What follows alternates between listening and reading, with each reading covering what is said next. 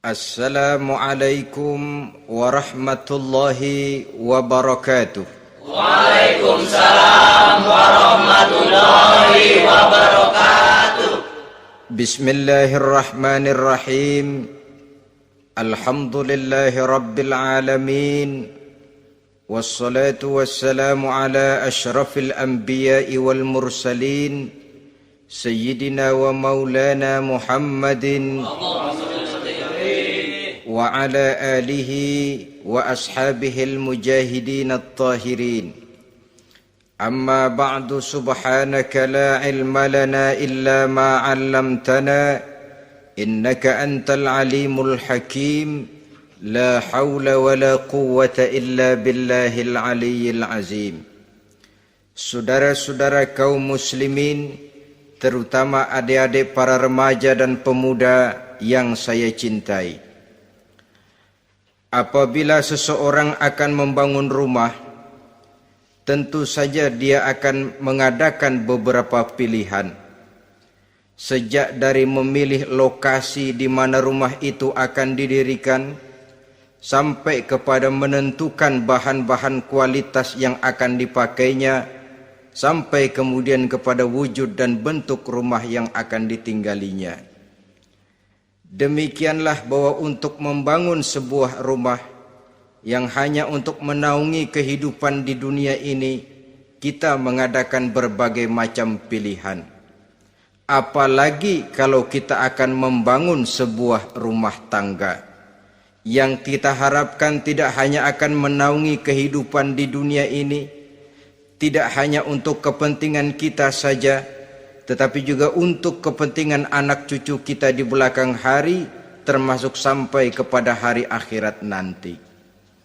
Oleh karena itu, pada pertemuan kali ini, saya hanya ingin khusus berbicara kepada adik-adik remaja dan para pemuda, bagaimana sebaiknya memilih jodoh menurut ajaran agama Islam. Dalam Al-Quran, Allah Subhanahu wa ta'ala menjelaskan, Zuyyina linnasi hubbus syahawati minan nisa, bahwa manusia apapun jenisnya, asal dia bernama manusia, dihiasi dengan perasaan cinta kepada perempuan. Jadi sejak dahulunya secara fitrah, laki-laki senang kepada perempuan, sebagaimana perempuan pun senang kepada laki-laki. Dihiasi rasa cinta ini dalam kehidupan manusia. Dan oleh karena adanya rasa cinta, berkembanglah segala macam persoalan. Sehingga seorang ahli cinta pernah berkata, cinta adalah 5 huruf yang membuat persoalan tidak akan pernah selesai. 5 huruf yang membuat persoalan tidak akan pernah selesai-selesai. Tetapi dalam kehidupan sehari-hari sering kita saksikan bahwa cinta ini bisa mendorong, memberikan motivasi yang baik, dan cinta ini pun bisa juga memberikan dorongan yang tidak baik.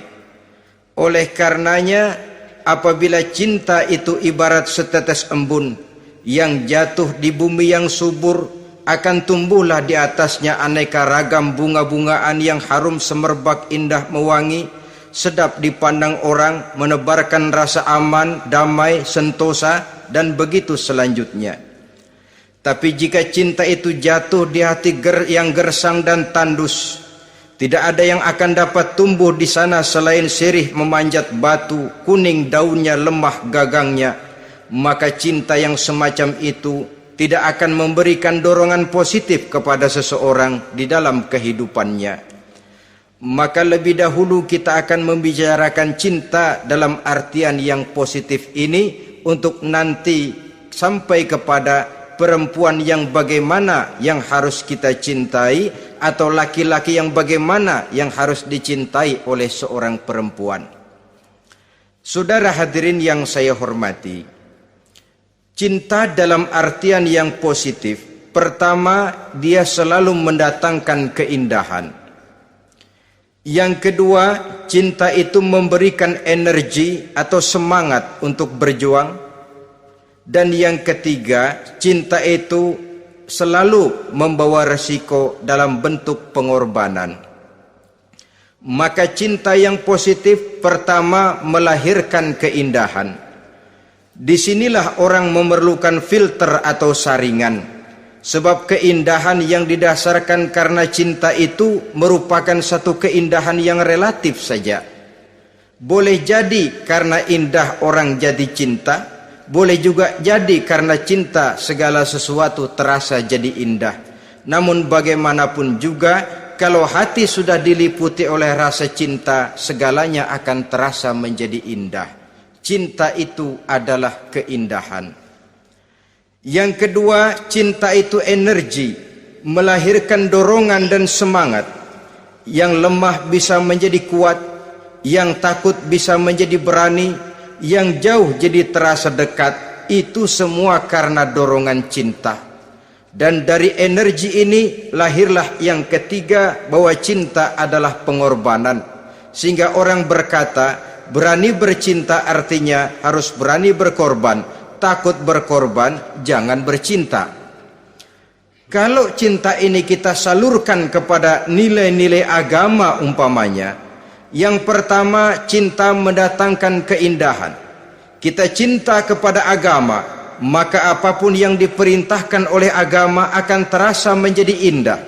Solat akan terasa menjadi indah, puasa terasa menjadi indah, zakat terasa menjadi indah, jihad pun akan terasa menjadi indah. Persis kalau kita cinta kepada seorang gadis. Jika kita cinta kepada seorang gadis, apanya saja akan kelihatan menjadi indah. Jalannya terasa indah, lenggang-lenggoknya terasa indah, suaranya merdu padahal cemprengnya bukan main. Seluruhnya akan mendatangkan keindahan karena dasarnya sudah cinta. Cinta membawa kepada keindahan. Yang kedua, cinta itu melahirkan energi. Orang yang cinta kepada agama akan lahir tenaga dan semangatnya melaksanakan ibadah, melaksanakan puasa, melaksanakan zakat, melaksanakan solat, melaksanakan haji, bahkan melaksanakan jihad sekalipun. Cinta selamanya menimbulkan energi dan semangat. Sama saja dengan kita apabila jatuh cinta kepada seorang gadis, walaupun rumahnya jauh, katanya, gunung pun akan kudaki, lautan pun kuseberangi. Untuk apa itu? Untuk menemui apa yang kita cintai. Cinta selamanya melahirkan energi. Capek tidak terasa, lelah tidak terasa, semuanya tertutup oleh keindahan yang bernama cinta. Lalu yang ketiga, cinta membawa pengorbanan. Apabila kita cinta kepada agama, maka pengorbanan terhadap apapun yang diminta oleh agama, baik itu pengorbanan waktu, tenaga, pikiran, harta, bahkan pengorbanan nyawa sekalipun, kita tidak akan berat melaksanakannya karena cinta kita kepada agama yang kita anut ini. Demikian juga cinta kita kepada seorang perempuan akan membuat kita rela berkorban. Apapun yang dia minta, jangankan kita tidak mampu, kita tidak mampu sekalipun, kita masih berusaha untuk mampu guna memenuhi tuntutan si buah hati belahan jantung. Kadang-kadang malam minggu si doi ngajak nonton, umpamanya duit tidak ada, gajian belum, kerja enggak. Timbullah inisiatif, entah sepatu kita jual ke tukang loa, entah celana mampir dulu ke tempat lain. Yang penting kita berkorban untuk memenuhi permintaan si buah hati belahan jantung. Ketika itu pengorbanan sudah tidak kita rasakan lagi. Bahkan pengorbanan yang paling pedih sekalipun, dalam gurau, dalam bercanda misalnya, dicubit kita oleh kekasih kita, pedih bukan main, terkelupas kulit, mengalir darah, bukan nangis, nyengir. malah kadang-kadang minta tambah dicubit lagi. Itulah romantikanya cinta, sanggup membuat orang berkorban, melahirkan energi dan semangat, menambah keindahan dalam kehidupan, sepanjang dia dalam artian yang positif. Kalau demikian masalahnya, di dunia yang penuh dengan perbenturan nilai sekarang ini, orang sering salah jalan bagaimana memilih jodoh untuk membangun rumah tangga yang bahagia. Jangan lupa bahwa membangun rumah tangga ini bukan hanya untuk 1-2 bulan, bukan hanya untuk 1-2 tahun, bahkan bukan cuma untuk kehidupan dunia, lebih daripada itu pun untuk menunjang kebahagiaan di akhirat.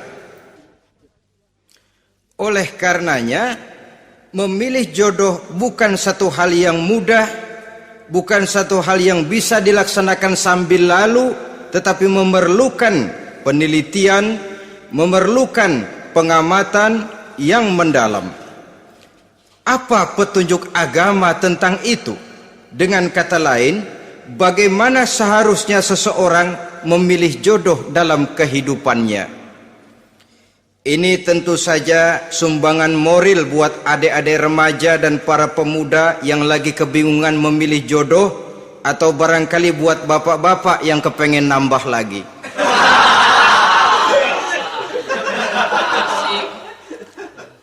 Mohon maaf kepada ibu-ibu, saya tidak menganjurkan, cuma ngajarin. Yang pertama, menurut Nabi, nikahilah perempuan itu karena rupanya, karena hartanya, karena keturunannya, dan karena agamanya. Ada 4 motif utama di sini. Pertama, memilih jodoh, lihatlah rupanya.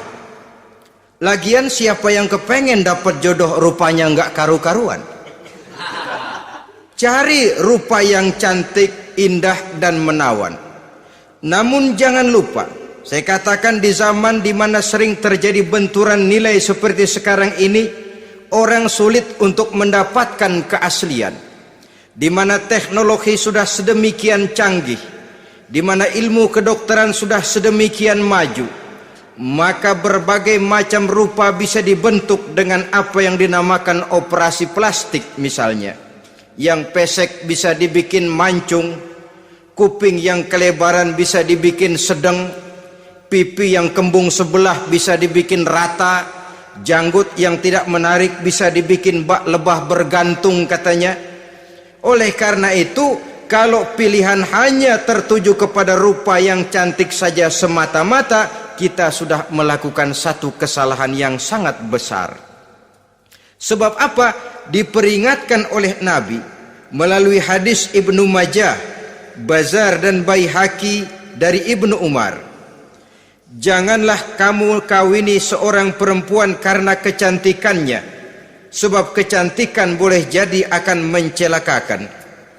Jangan juga kamu kawini perempuan karena hartanya, sebab kekayaan biasanya akan mendatangkan kesombongan. Tetapi kawinilah karena agama dan akhlaknya, karena itulah yang akan membawa kepada kebahagiaan. Saudara-saudara kaum muslimin, terutama adik-adik remaja dan para pemuda, dikala usia puber, apalagi mata baru terbuka, awal balik namanya, remaja sering kehilangan filter. Pokoknya asal ngelihat rupa yang sudah lemot, denok, geboy, pikiran pun hanyut, malam terkenang, siang terbayang, tidur tak nyenyak, makan tak enak katanya, selalu terbayang wajah si doi. Dikala itu orang kehilangan pertimbangan bahwa rupa yang cantik kadang-kadang sering menipu.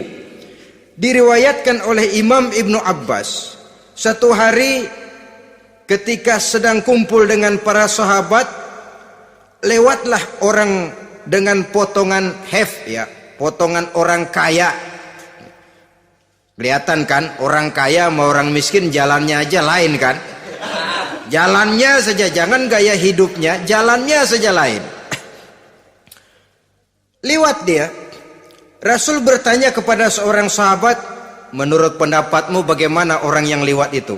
Kata sahabat, oh yang lewat ini ya Rasul, kalau dia meminang perempuan pasti diterima, kalau dia menolong orang pasti berhasil, kalau dia ngomong pasti didengerin. Kenapa? Orang kaya. Orang kaya ya Rasul. Kalau dia minang, perempuan mana yang kagak bisa menerima kalau dipinang oleh orang kaya, biar mukanya udah belipet kayak dompet tanggung bulan. Kalau memang duitnya banyak, nggak kelihatan tuh muka yang belipet, yang kelihatan duit. Kalau dia nolong orang, pasti berhasil apa yang dia tolong itu. Kalau dia ngomong, pasti didengerin orang, walaupun omongannya biasa-biasa saja. Kenapa? Orang lihat penampilannya. Sudah, ketika orang itu lewat, beberapa lama kemudian lewat lagi seseorang yang kelihatannya miskin. Rasul tanya lagi, kalau orang ini bagaimana pendapat kamu? Wah, potongan begini sih Rasul, kalau dia minang orang tolak. Siapa yang mau kawin sama kere begini? Kalau dia nolong orang pasti nggak berhasil. Kalau dia ngomong kagak bakalan ada yang mau dengerin. Siapa yang mau dengerin orang susah ngomong? Setelah orang itu lewat, apa kata Rasul? Orang yang terakhir yang lewat ini, yang barusan lewat, jauh lebih baik dari yang pertama yang lewat tadi. Jauh lebih baik. Maksud dari ucapan ini, Rasul sebenarnya mendidik para sahabat jangan tertipu oleh penampilan. Sebab penampilan tidak selamanya mencerminkan keaslian. Apalagi di zaman sekarang, salon di mana-mana bejibun. Alis mata bisa dibikin, pipi bisa dicat, yang pinggir kuning, yang tengah merah, di sebelah merah ada yang kehitam-hitaman, persis orang kepentok tiang listrik.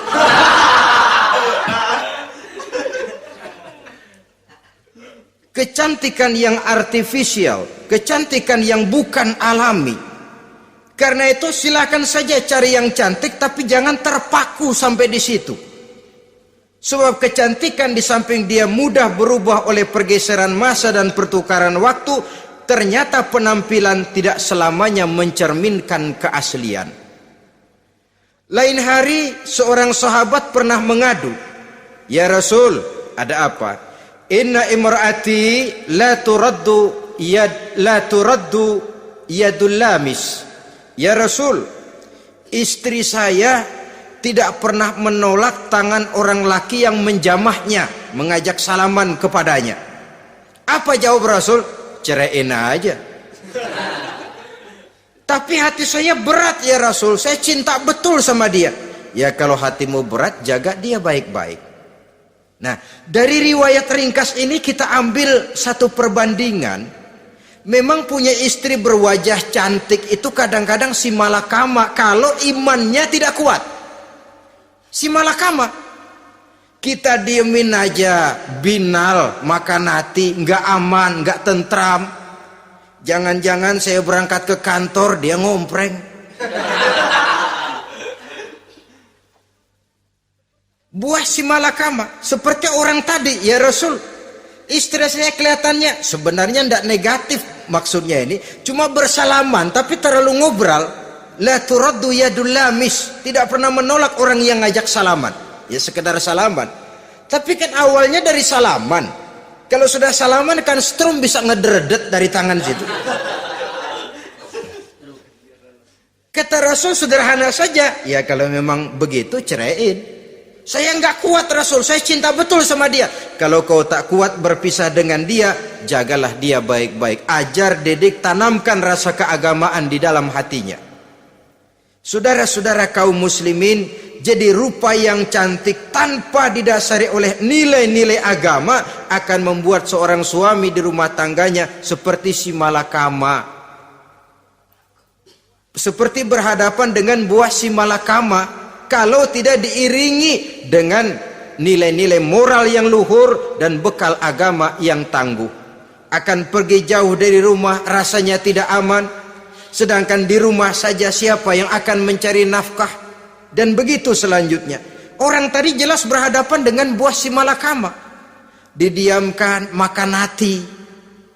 Sebab, maaf, kalau seorang suami sudah tidak punya rasa cemburu terhadap istrinya, itu kan yang disebut dayus. Dan dayus itu, jangankan masuk surga, bau surga saja dia tidak dapat. Tapi cemburu dalam artian bukan cemburu buta, cemburu dalam artian yang wajar. Dia cemburu, akan dikerasi takut kalau istrinya minta cerai, sedangkan dia cintanya sudah kadung medok bener. Si malakama jadinya. Nah, ini juga satu riwayat yang memberikan gambaran kepada kita. Pilihan, silakan cari rupa yang cantik saja. Cari yang cantik. Tapi kalau itu dijadikan motif utama tanpa dasar-dasar agama, saya khawatir nanti rumah tangga kita akan berhadapan dengan buah si malakama. Jadi adik-adik remaja, usaha, ikhtiar, cari yang cantik, yang kira-kira nggak bosenin, supaya kita betah tinggal di rumah, supaya kita merasa ada tempat berbagi rasa, ada tempat kita bernaung. Sebab kalau nyari bini sebini-bininya mah, ya jodoh di tangan Tuhan, kagak usah nyari juga ntar datang diri umpamanya. Iya, kalau yang datang peot. Orang harus berusaha, walaupun pada akhirnya jodoh toh memang ditentukan Allah. Kan 3 hal yang kita tidak bisa menentukan itu katanya. Maut, rezeki, jodoh. Itu yang masuk mysterious problem. Problem yang misterius. Maut, misterius. Kapan kita mati, kita sendiri tidak tahu. Tahun depan, 50 tahun lagi, 100 tahun lagi, tidak pernah seorang pun diberitahu. Tapi yang pasti dia bakal datang. Kapan dan di mananya, kita tidak tahu. Bisa di rumah, bisa di masjid, ya alhamdulillah. Bisa di majelis taklim, syukur. Bisa di medan perang membela agama, bagus. Pasti dia akan datang. Maut, mysterious problem. Sesuatu yang kita tidak tahu kapan datangnya. Rezeki, gitu juga. Sehingga orang sering bilang, rezeki katanya kayak bayangan. Kita uber-uber, dia lari. Kita diam, dia mah diam.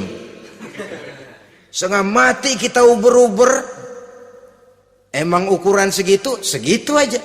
Begitu kita nggak ngapa-ngapain, datang yang bawain rezeki. Namanya rezeki itu mysterious problem. Kadang-kadang ngobek, sungsang, sumbul, udah segala tanah orang kita ukur-ukurin. Udah segala ngomong sudah nggak ada yang loh, terus udah buta. Tapi memang bayangan, kalau belum rezeki ya belum. Kadang-kadang nyari kode sampai tidur di kuburan. Belepotan tanah kuburan loh. Yang aneh lagi kadang-kadang orang gila ditanyain. Allahu Akbar, ini kode-kode zaman sekarang ini. Sampai orang waras nanyain orang gila, itu gimana itu? Ini sudah efek yang betul-betul negatif. Sudah jelas orang gila kok ditanya. Apa kira-kira yang nanya nggak lebih gila dari yang gila itu?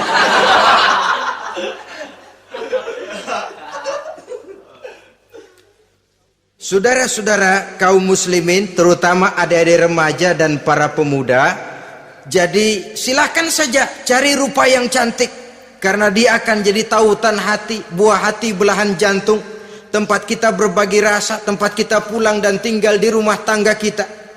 Tapi hendaknya kecantikan rupa itu diiringi juga dengan kecantikan budi.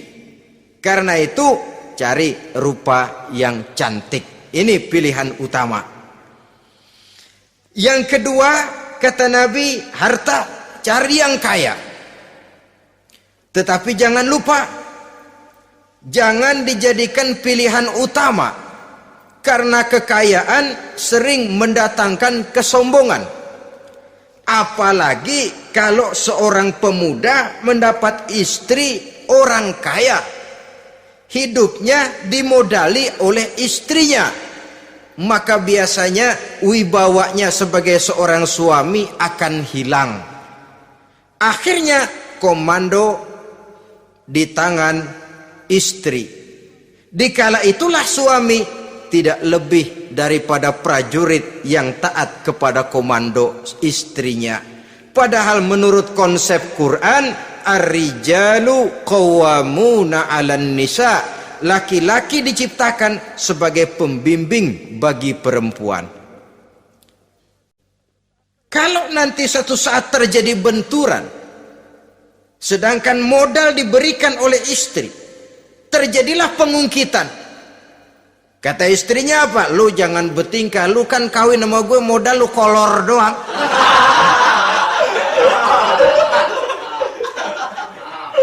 Kalau sekarang bertingkah silakan keluar rumah. Bawa seperti engkau datang dulu, jangan bawa apa-apa. Pergilah seperti engkau datang dulu kemari. Hilanglah wibawa seorang suami. Suami kalau udah digentak sama istri begitu, ngelempuruk kayak ayam sampar. Di mana lagi letak wibawanya? Harta sering mendatangkan kesombongan. Oleh karena itu, walaupun diperintahkan cari yang keturunan orang kaya, tapi maksudnya jangan dompleng. Sebab kepribadian seorang suami akan ditentukan oleh sifatnya sendiri. Keberadaannya ditentukan oleh karya dan perbuatannya sendiri. Itulah yang akan menampilkan kepribadian dia dalam kehidupan di masyarakat ini. Saudara-saudara kaum muslimin, terutama adik-adik remaja dan para pemuda, kan kadang-kadang di zaman sekarang kan kelas-kelas gigolo, playboy ya, nyari tante-tante kesepian, mejeng-mejeng di pinggir-pinggir jalan dengan harapan apa? Ya barter lah, tukar tambah. Nah, supaya dapat rokok, dibelikan pakaian, motor dan sebagainya. Tapi yang jelas hilang harga diri sebagai laki-laki, dan itu yang paling mahal. Kalau seorang laki-laki sudah kehilangan harga diri, apalagi yang bisa dibanggakan dalam kehidupan ini? Apa artinya naik mobil kalau kepala tertunduk ke bawah? Apa artinya jalan di tengah masyarakat kalau kita tidak bisa menengadah dengan satu kebanggaan? Hilangnya harga diri merupakan kehancuran awal dari sebuah pribadi yang untuk jangka panjang kita tidak akan bisa lagi berbuat banyak. Tanpa harta orang memang sulit untuk bahagia, tapi harta semata-mata bukan merupakan jaminan bahwa orang lantas akan bahagia. Saya barangkali harus berkata, banyak orang miskin yang kaya, tapi tidak sedikit orang kaya yang miskin. Saya ulangi ini, banyak orang miskin yang kaya, tetapi tidak sedikit orang kaya yang miskin. Nah, bagaimana pengertiannya? Orang miskin yang kaya, materinya sederhana, peralatan rumah tangganya sederhana, tapi hatinya kaya. Oleh karena hatinya kaya, jiwanya lapang. Sebaliknya, orang kaya yang miskin, di tengah kelimpahan materi yang berlimpah, segalanya serba ada, hatinya yang miskin. Kelimpahan materi tidak akan sanggup mengobati kemiskinan hatinya. Sehingga di tengah kehidupan yang serba ada, dia masih merasa kurang, maka dia tidak pernah cukup. Di tengah kemilauan dan gemerlapan serta glamornya rumah mewah, dia merasa hidup di tengah gurun pasir yang gersang dan tandus.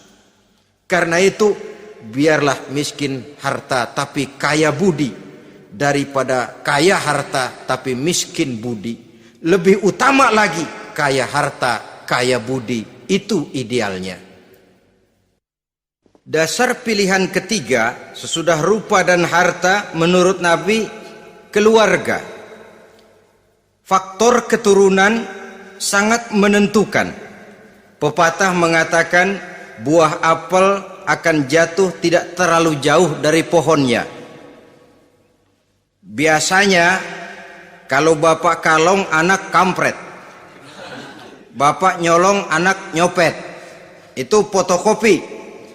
Saudara-saudara, sungguh pun demikian, faktor keluarga bukan merupakan yang paling dominan, karena segalanya memang bergantung kepada hidayah dari Allah Subhanahu wa ta'ala. Kalau hidayah datang, bisa saja anak maling bisa jadi kiai.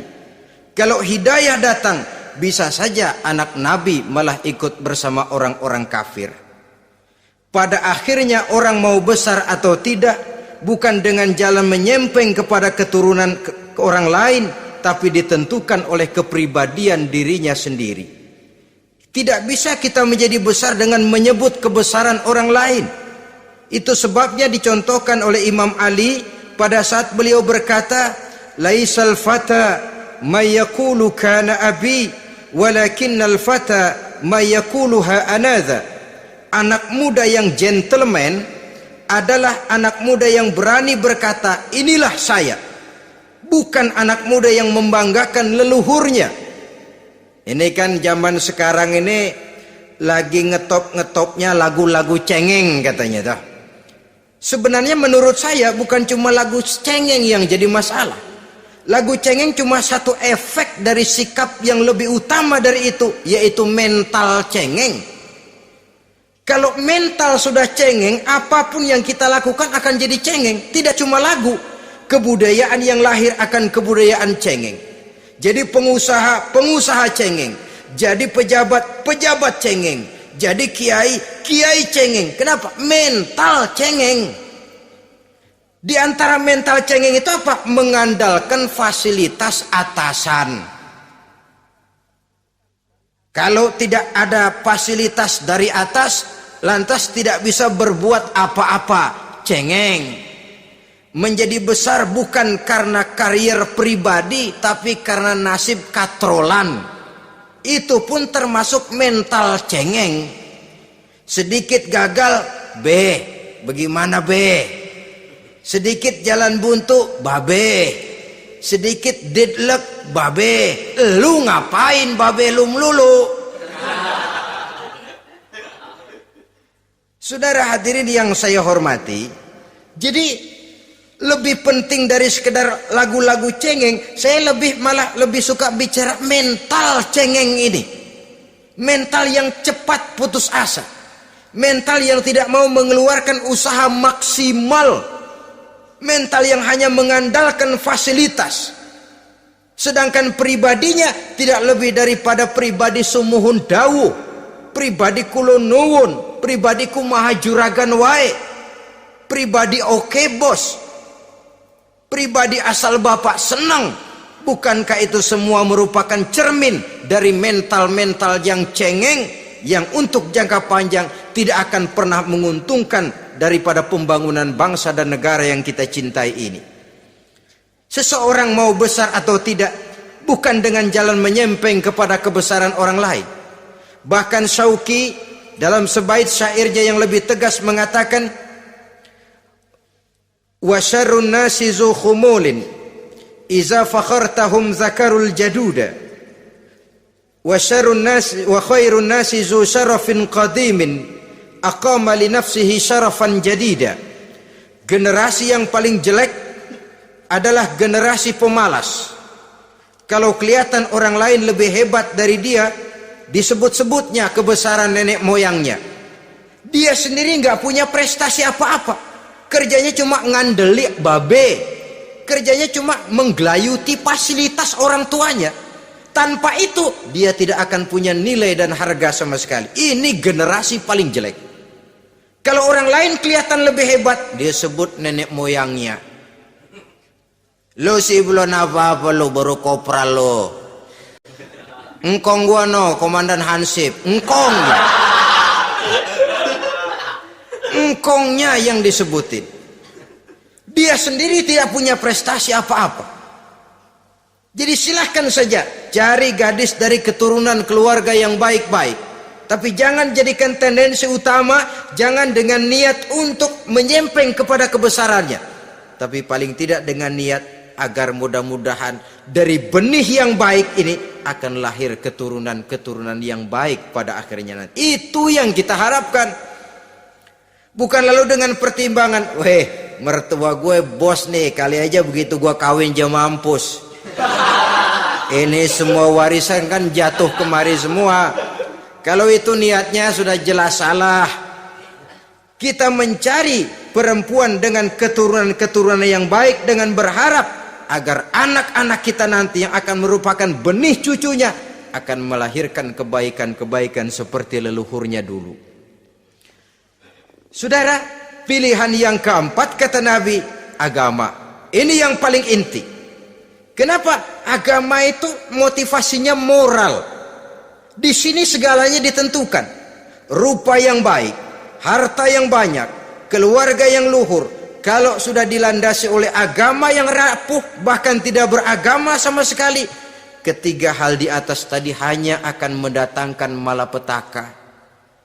Sekarang kan kita tertipu oleh penampilan, padahal penampilan belum tentu kenyataan. Di jalan-jalan kita akan lebih terpesona melihat gadis pakai miniskirt di atas lutut ketimbang kita melihat gadis-gadis yang pakai jilbab. Kalau sudah pakai jilbab keliwat, yang usil banyak banget, bau sorga nih. Bau sorga katanya. Tapi kalau sudah yang pakai miniskirt itu yang lewat, itu dari ujung ke ujung mata kagak mau kedip. Laler nemplok di mata kagak dirasain. Kita terpesona oleh penampilan zahir, padahal penampilan belum tentu memantulkan hal yang sebenarnya. Tapi memang itulah watak manusia. Watak manusia, saya katakan manusia tanpa kecuali. Tetapi bergantung kepada pemikiran jangka pendek atau jangka panjang. Kalau jangka panjang yang kita pikirkan, ya tentu kita tidak akan mudah terpesona oleh hal yang zahir. Sampai-sampai Quran sendiri mengatakan budak yang hitam legam tapi beriman itu lebih baik daripada orang-orang musyrik walaupun cantik, denok, lemot, geboy. Ada lagi nggak bahasa yang lebih dari itu? Cantik, denok, lemot, geboy, bahenol, nerkom. Tapi kafir masih lebih baik budak yang hitam legam sekalipun kalau dia beriman. Kenapa? Rumah tangga untuk jangka panjang. So itu Islam tidak membolehkan kawin campuran dengan lain agama. Walaupun ada ayat yang mengatakan boleh kawin dengan ahlul kitab, tapi sebagian mufassir menjelaskan bolehnya kawin dengan ahlul kitab itu dalam kondisi darurat. Dalam kondisi normal tidak bisa. Kenapa? Kalau sudah berlainan agama akan terjadi kerancuan rumah tangga untuk jangka panjang. Bagaimana membina dalam keharmonisan di rumah tangga? Bagaimana nasib anak-anak nanti? Kadang-kadang ada keluarga, kami sih keluarga modern. Anak-anak kami berikan kebebasan untuk milih agama apa saja. Bapaknya Islam, istrinya Kristen, anaknya ada yang Hindu, Buddha. Bagus nih, keluarga pecel namanya. Bagaimana keluarga modern bisa seperti itu? Padahal seorang suami bertanggung jawab di hadapan Allah. Dia akan ditanya tentang istrinya. Dia akan dimintakan pertanggungan jawab tentang anak-anaknya. Kalau istri kita berlainan agama, mungkin terjadi pengkaplingan. Pokoknya kalau anak perempuan ikut ibu, anak laki ikut bapak. Administrasi dunia bisa begitu, tapi akhirat pertanggungan jawab di hadapan Allah. Bisakah kita? Sorry aja Tuhan emang janjinya begini. Saudara hadirin yang saya hormati, oleh karena itu budak legam hitam kalau beriman masih lebih baik daripada orang-orang yang tidak beriman walaupun cantik dan mempesona. Kenapa? Ini faktor agama. Ya buat 1-2 bulan bisa terwujud rumah tangga yang tentram. 2-3 tahun mungkin masih bisa bertahan, tapi sampai kapan? Sampai kapan itu akan terwujud? Pada akhirnya akan muncullah dilema yang akan sulit buat diatasi. Oleh karenanya motif agama dijadikan stres oleh Nabi. Fasfar bizatiddin taribat iyadak. Pilih agama sebagai titik sentral, sebagai pilihan utama. Kalau agamanya kuat, walaupun rupanya sederhana, tapi karena nilai agamanya kuat, dia bisa menyenangkan hati suaminya. Dia bersolek untuk kepentingan suaminya. Dia taat kepada suaminya. Harta, dia anak orang kaya untuk membantu perjuangan suaminya. Tapi kalau tidak ada modal agama, rupa yang cantik bisa menyengsarakan suami. Apalagi kalau suami kere. Istrinya sudah cantik, kaya ataupun tidak kaya kadang-kadang, udah suaminya suruh ngempuk di rumah, bininya yang kerja. Ya kalau kerja mendingan kalau dikerjain itu.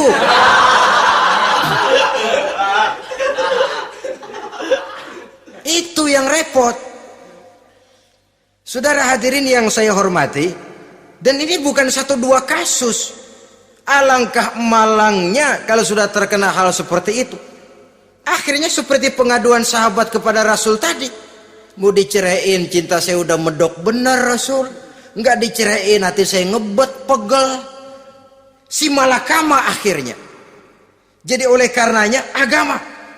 Kalau dia cantik, walaupun miskin, agamanya kuat, dia bisa memelihara kehormatan diri. Dia kaya, agamanya kuat, hartanya disalurkan di jalan Allah. Karena itu agama jadikan pilihan utama. Dan ukuran agama itu bukan cuma jilbab loh.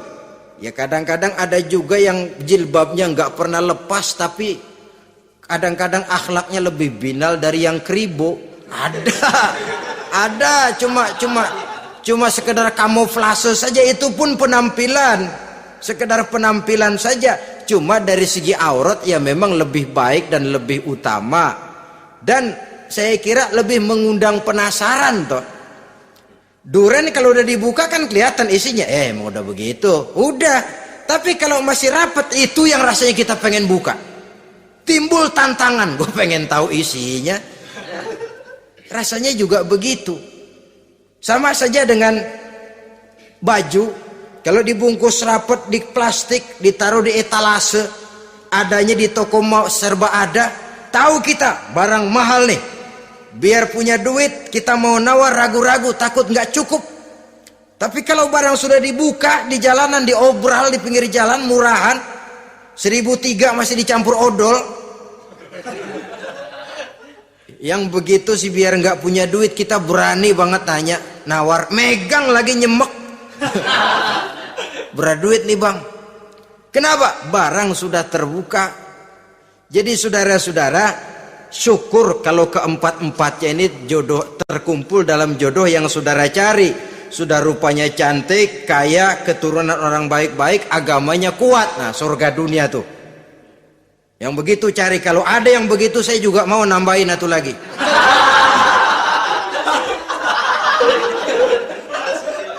Tapi yang kumpul keempat-empatnya ini terus terang saja langka.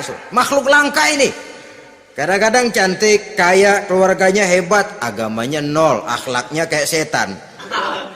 Tapi yang paling celaka kalau empat-empatnya kagak ada. Rupanya jelek, melarat, bapaknya biang maling, kagak beragama lagi. Apanya yang mau dipilih? Mampus saja mendingan.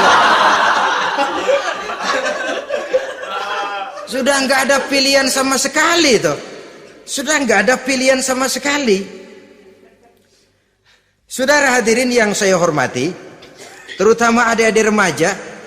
Nah, lalu apa motivasi agama dalam pembinaan ini apa?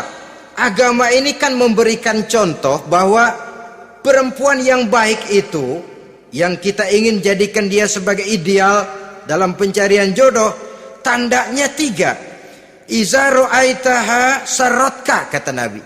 Kalau dipandang dia bisa menggembirakan kamu. Kan ini yang penting buat seorang suami. Kalau saudara nanti jadi suami, punya istri yang jadi partner setia mendampingi suaminya. Kalau dilihat nggak bosenin. Kenapa? Dia berdandan untuk nyenangin hati suaminya. Nggak bosenin. Kan kadang-kadang ada bini kalau kita pulang demok aja fotonya.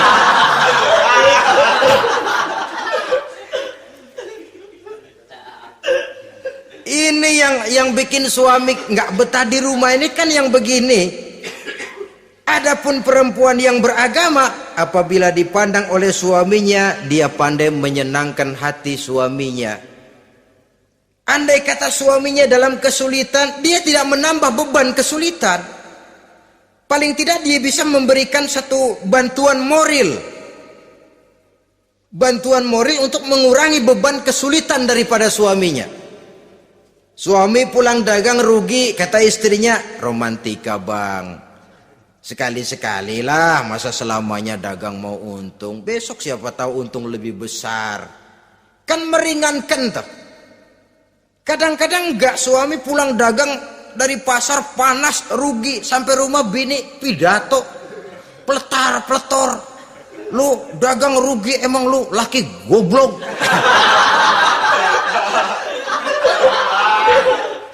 Sudahlah, di pasar rugi, di rumah digoblok-goblokin. Ini nanti kena penyakit broken home yang begini ini. Padahal kesuksesan di kantor, kesuksesan di pasar, kesuksesan di medan tugas selalu dimulai dari kesuksesan dan ketenangan dari rumah tangga. Dia berhias untuk kepentingan suaminya, tidak terlalu berlebihan, dan suaminya pun pandai menghargai istrinya dengan kata-kata yang menimbulkan gairah dan semangat. Melihat istrinya bersorak, kamu makin cantik saja. Jangan juga kadang-kadang suami ketus. Ngelihat daksu pulang kantor, lihat suaminya, istrinya dandan rapi, tumben lu mau bekasin apa? Mau bekasin katanya. Artinya apa ini? Pandai mengembirakan, bisa tenggang rasa, bisa berbagi rasa. Sehingga suami merasa ada tempat dia bertukar pikiran, ada tempat dia membicarakan persoalan. Dialog dalam kehidupan berumah tangga itu sangat diperlukan. Iza ra'aitaha sarratka, kalau dipandang dia sanggup mengembirakan kamu. Dikasih uang 500 senyum, 5.000 pun ketawa, menggembirakan.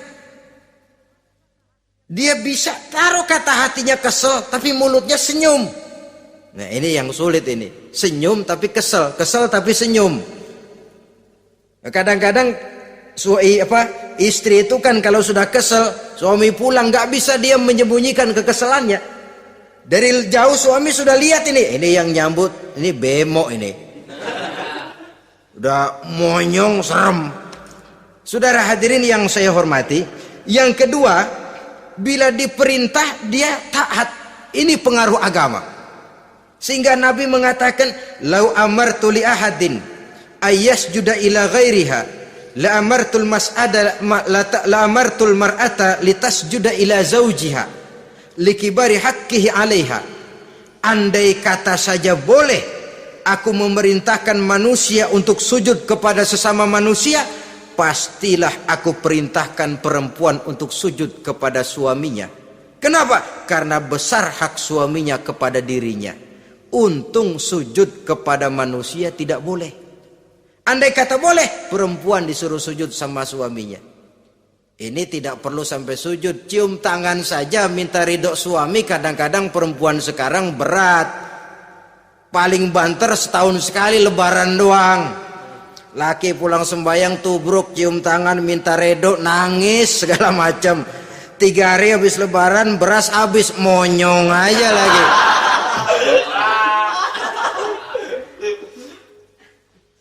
Saudara hadirin yang saya hormati,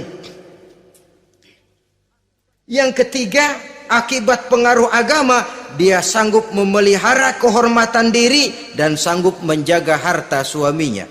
Memelihara kehormatan diri baik pada saat suaminya di rumah atau pada saat suaminya tidak ada di rumah. Satu riwayat, Seorang sahabat akan pergi perang jihad di fi sabilillah. Ketika mau berangkat dia bilang kepada istrinya, saya mau berangkat perang. Kalau saya belum pulang kamu jangan keluar rumah. Baik bang. Pergi istrinya, pergi suaminya jihad. 1 minggu, 2 minggu berlalu, belum juga pulang. Satu hari datang utusan dari rumah orang tua si istri ini. Assalamualaikum bu. Waalaikumsalam. Ada apa? Ada berita kurang enak bu. Orang tua ibu sakit parah. Mohon tolong ditengokin. Apa kata si istri?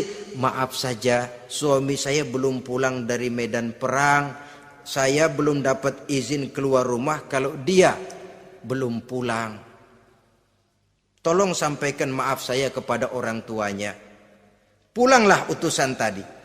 Besok balik lagi. Bu, ada apa? Udah Senin Kemis. Napasnya sudah sampai tenggorokan. Tolong tengokin buat terakhir kalinya bu. Suami saya belum pulang. Dia pesan kalau dia belum pulang saya jangan keluar rumah. Saya nggak bisa tengokin orang tua saya. Salam maaf saja. Pulang utusan itu. Besok balik lagi. Bagaimana? Sudah meninggal bu. Mau dikubur. Tengokinlah buat terakhir kalinya. Suami saya belum pulang. Saya belum berani keluar rumah kalau suami saya belum pulang. Itu janji saya sama suami saya. Pulanglah utusan ini ngadu kepada Rasulullah sallallahu alaihi wasallam. Ya Rasul, ini perempuan kelewatan benar. Dari orang tuanya sakit sampai sekarat, sampai mati, sampai dikuburin dia nggak nengokin. Memangnya kenapa? Suaminya katanya pergi jihad dan suaminya tidak mengizinkan dia keluar rumah kalau si suami belum pulang. Apa jawab Rasul? Marahkah beliau? Tidak, beliau senyum. Apa katanya? Dosa orang tua yang meninggal ini telah diampuni oleh Allah karena dia punya anak perempuan yang begitu taat kepada suaminya. Allahu Akbar. Dosa orang tua yang sudah meninggal itu diampuni oleh Allah karena dia punya anak perempuan yang begitu taat kepada suaminya. Ketaatannya kepada suaminya menyebabkan dosa orang tuanya diampuni oleh Allah Subhanahu wa taala. Suami pergi jihad, orang tua sakit keras, tidak berani dia keluar rumah. Itu tandanya bisa menjaga kehormatan diri. Kalaupun satu saat suaminya manggil, bu tolong ambilin uang di dompet. Dompetnya dibawa, bang ambil saja sendirilah, nanti salah ambil lagi saya. Kadang-kadang enggak, suaminya pergi mandi dompet berantakan. Saudara hadirin yang saya hormati, ini motivasi agama. Jadi kecantikan zahir yang diimbangi dengan kecantikan batin oleh karena pengaruh agama tadi.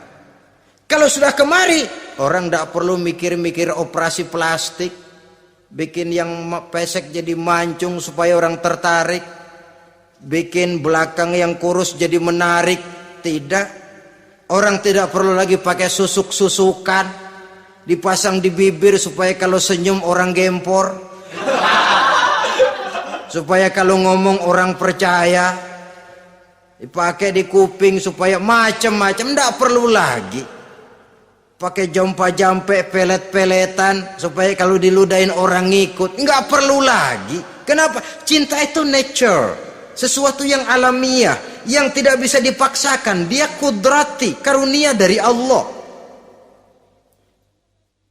Tidak bisa cinta dipaksakan. Kalaupun bisa, dengan ilmu pelet, oh saudara bisa membuat orang jatuh cinta, ya 2-3 hari, 4-50 hari. Kesananya, apa yang akan terjadi? Kelanggengan tidak akan pernah terwujudkan. Kenapa? Keterpaksaan yang akan timbul. Dalam kondisi semacam itu, rumah tangga tidak akan mengalami ketenangan dan ketentraman. Jadi biarkan cinta berjalan secara alamiah, karena dia memang alamiah. Saudara-saudara, nah sekarang kalau sudah ketemu nih, yang 4 tadi, rupa cantik, keturunan boleh, kaya lumayan, agama kuat. Apa yang harus kita cari? Apa yang harus kita lakukan? Apa pakai pepatah anak sekarang? Aku lihat aku pikat, aku dapat, aku sikat, aku minggat. Bangsat.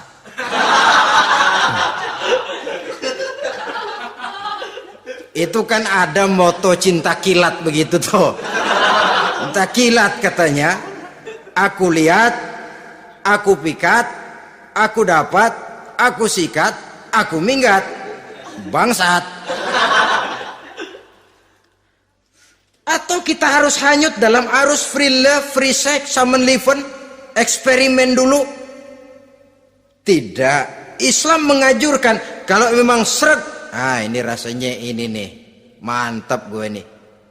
Apa yang diajarkan oleh Islam selanjutnya? Meminang, saudara-saudara. Meminang adalah langkah awal untuk mengikat tali pernikahan. Diizinkan meminang, dan di dalam meminang pun diizinkan untuk melihat. Cuma kalau boleh, ya syaratnya itu waktu melihat itu jangan sampai ketahuan si perempuan yang akan kita pinang itu. Untuk apa kita meminang? Pertama untuk yakin bahwa perempuan yang kita inginkan ini sudah kumpul syaratnya itu, tidak ada cacatnya.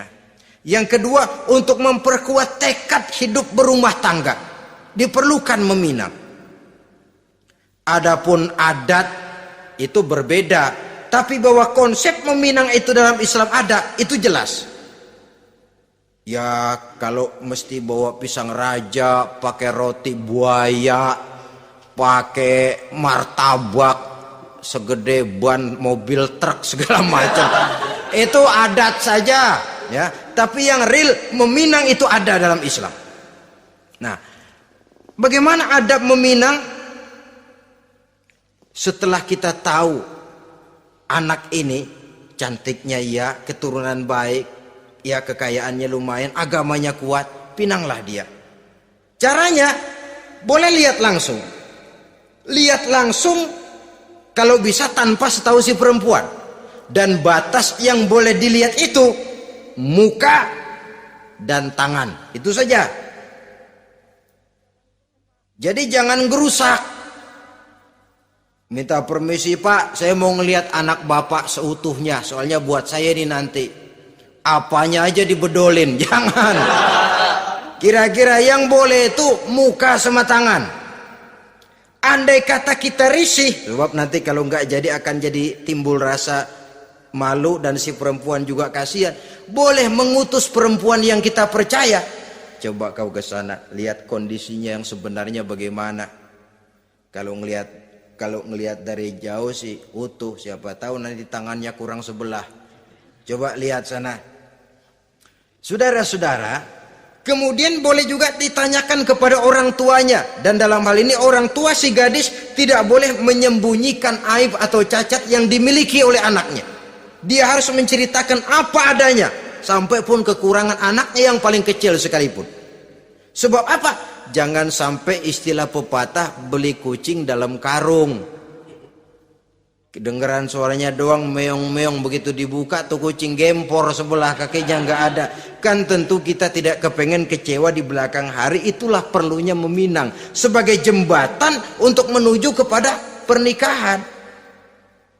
Nah, dengan demikian kalau sudah usaha meminang ini dilaksanakan, jangan merasa sudah setengah resmi. Ini yang kadang-kadang jadi penyakit. Malah sesudah meminang harus masing-masing lebih menjaga diri, menjaga kehormatan, menjaga pergaulan. Kenapa? Agar saat memasuki jenjang pernikahan nanti merupakan jenjang yang sangat ditunggu-tunggu. Ada rasa keinginan tahu. Kalau tidak, ya udah biasa, nggak giroh lagi ngadepin perkawinan. Kenapa? Kemarin-kemarin gue udah cobain. Hilang gairah lagi. Sebab itu kalau sudah meminang jangan merasa sudah setengah halal. Udah minang ini Kadang-kadang orang tua juga konyol, sudah dipinang diumbar. Lu mau kemana kayaknya lu udah pinang. Padahal meminang itu cuma langkah awal. Sedangkan selanjutnya harus lebih berusaha menjaga kehormatan diri sampai pada saat nanti pelaksanaan pernikahan. Nah, saudara-saudara, terutama adik-adik remaja dan para pemuda, walaupun agak sekilas memang karena terbatasnya waktu pada pertemuan ini, mudah-mudahan bisa memberikan gambaran yang sepintas tentang bagaimana sebaiknya kita memilih jodoh di dalam membina rumah tangga yang bahagia. Semoga ada manfaatnya. Terima kasih atas segala perhatian. Mohon maaf atas segala kekurangan. Usikum wa nafsi bitaqwallah. Wassalamualaikum warahmatullahi wabarakatuh.